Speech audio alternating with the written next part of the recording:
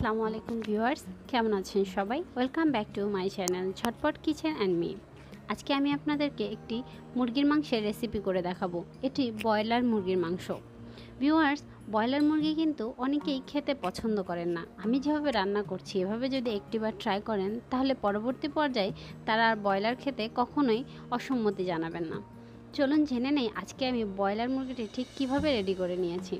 তার আগে যারা এখনও আমার চ্যানেলটিকে সাবস্ক্রাইব করেননি প্লিজ সাবস্ক্রাইব করে দিবেন এবং পাশে থাকা বেল আইকনটি ক্লিক করে দিবেন।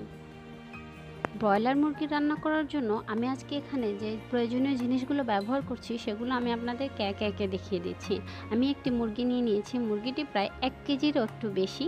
আমি এগুলোকে একটু ছোট ছোট পিস করে নিয়েছি। ভিউয়ার্স, চেষ্টা করবেন ব্রয়লার মুরগি সবসময় একটু ছোট করে কেটে নেবার জন্য। এগুলোকে আমি খুব ভালোভাবে ধুয়ে ক্লিন করে নিয়েছি। গুঁড়ো মশলার ভিতরে আমি এখানে নিয়ে নিয়েছি হলুদ গুঁড়ো, লাল মরিচের গুঁড়ো, ধনিয়ার গুঁড়ো, জিরের গুঁড়ো, 2টো দারচিনি, 2টো তেজপাতা, 5টি এলাচ। ভিউয়ার্স, আমি আদা, রসুন, পেঁয়াজ এবং 7-8টি শুকনো ঝাল একসঙ্গে ব্লেন্ডারে ব্লেন্ড করে একটা পেস্ট বানিয়ে নিয়েছি। আছে লবণ স্বাদ মতো, টক দই আছে, টমেটো আমি এখানে 2টি কিউব করে কেটে নিয়েছি। ভিউয়ার্স, আমি কিন্তু আজকে টমেটো কেচাপও ব্যবহার করব। 4টি পেঁয়াজ আমি এখানে সুন্দর করে কেটে নিয়েছি, একটি রসুন আছে, 7-8টি লাল ঝাল। লাল ঝালের পরিবর্তে আপনারা সবুজ ঝাল ব্যবহার করতে পারেন। আছে সয়াবিন তেল।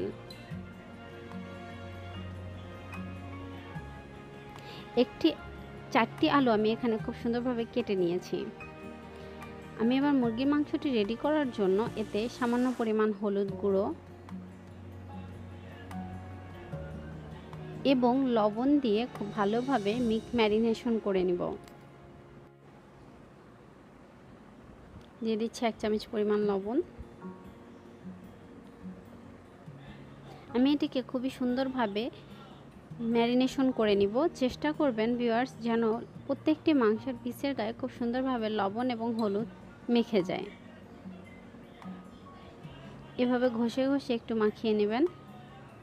দেখিয়ে দিচ্ছি কাছ থেকে।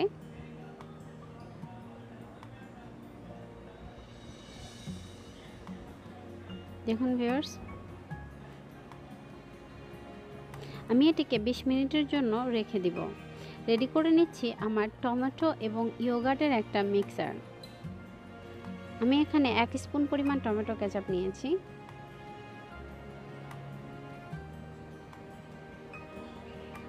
এবং 2 স্পুন পরিমাণ ইয়োগার্ট নিয়ে নিচ্ছি। এটাকে আমি খুব ভালোভাবে মিক্স করে একটি পেস্ট বানিয়ে নিব। আপনারা এভাবে টমেটো কেচাপ এবং ইয়োগার্টের একটি পেস্ট রেডি করে নেবেন। ভিউয়ার্স, দইয়ের মিশ্রণটিকে আমি ভালোভাবে মিক্স করে রেখে দিচ্ছি। এবার যে মাংসগুলো ছিল এগুলো আমি ফ্রাই করার জন্য নিয়ে যাব। একটি প্যানে আমি তেল গরম করে নিচ্ছি।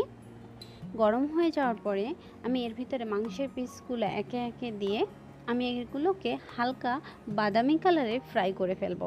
আমি কিন্তু এগুলোকে ভিউয়ার্স একদম ডুবো তেলে ফ্রাই করছি না, জাস্ট একটু মাংসটাকে টাইট করার জন্য। কারণ ব্রয়লার মুরগির মাংসটা কিন্তু একটু থলথলে টাইপের থাকে, ওইটাকে আমি জাস্ট একটু ফ্রাই করে একটু টাইট করে নিব।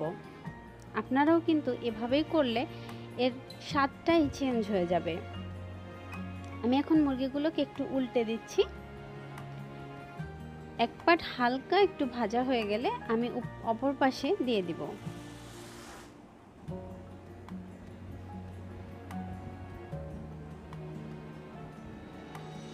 এভাবে আমি মাংসগুলোকে ফ্রাই করে নিচ্ছি। ভিউয়ার্স, আমি আপনাদেরকে একটু দেখিয়ে দিচ্ছি। দেখুন, আমার মাংসের সামান্য একটা কালার চলে এসেছে। এবার আমি মাংসগুলোকে একটি বোলের মধ্যে তুলে নিব।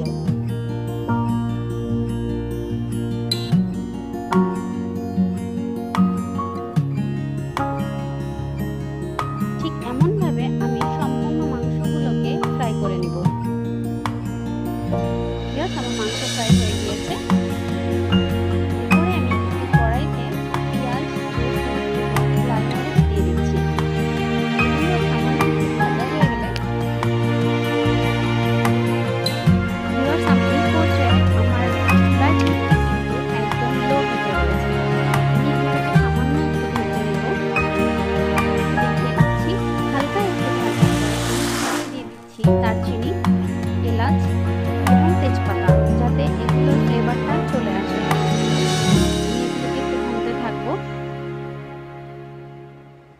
সামান্য একটু সময় নেড়ে চেড়ে আমি এর ভিতরে এখন গুঁড়ো মশলাগুলো সবগুলো একসঙ্গে দিয়ে দিব। জিরের গুঁড়ো, ধনিয়ার গুঁড়ো, হলুদ, মরিচ। ভিউয়ার্স, মরিচটা কিন্তু আমি সামান্য একটু জাস্ট কালারের জন্য ব্যবহার করছি, কারণ আমি পূর্বেই বলেছি আমি ঝাল পছন্দ করি, এই জন্য আমি শুকনো ঝাল ব্লেন্ড করে নিয়েছি এবং লাল ঝাল কেটে দিয়েছি। মশলাটা একটু ফ্রাই যেন পুড়ে না যায়, একটু পানি দিয়ে দিচ্ছি। মশলাটার উপরে তেল না ওঠা পর্যন্ত আমি এগুলোকে ভাজতে থাকবো।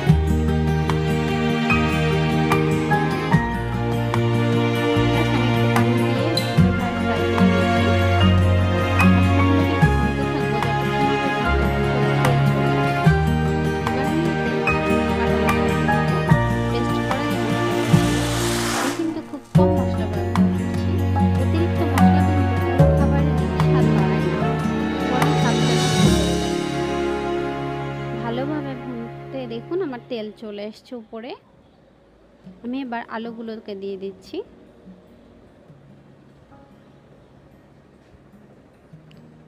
আলুগুলোকে দেবার পরে আমি কিন্তু এতে টমেটো কিউব করে কাটাগুলো দিয়ে দিচ্ছি।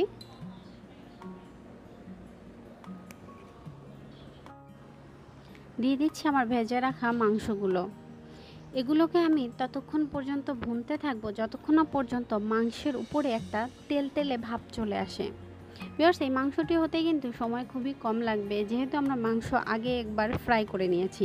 এবং তেলের পরিমাণটাও একটু বুঝে দিবেন, যেহেতু আপনারা আগে একবার তেল ব্যবহার করে মাংসগুলোকে ফ্রাই করেছেন, সেহেতু তেলটা একটু বুঝে দিবেন। এখন আমি এতে লবণ ব্যবহার করছি, লবণটাও আপনারা একটু বুঝে দিবেন, যেহেতু মাংসে একটু লবণ দিয়েছিলেন। আমি আমার স্বাদ অনুযায়ী লবণ দিয়ে দিচ্ছি। এগুলোকে মিক্স করার পরে যখন একটু তেলে ভাব চলে আসবে, তখন আমি এতে আমার মিশ্রণটি, টক দই এবং টমেটোর যে মিশ্রণ রেখেছিলাম সেটি দিয়ে দিচ্ছি। এটি কিন্তু খাবারে অসাধারণ একটা টেক্সচার তৈরি করে।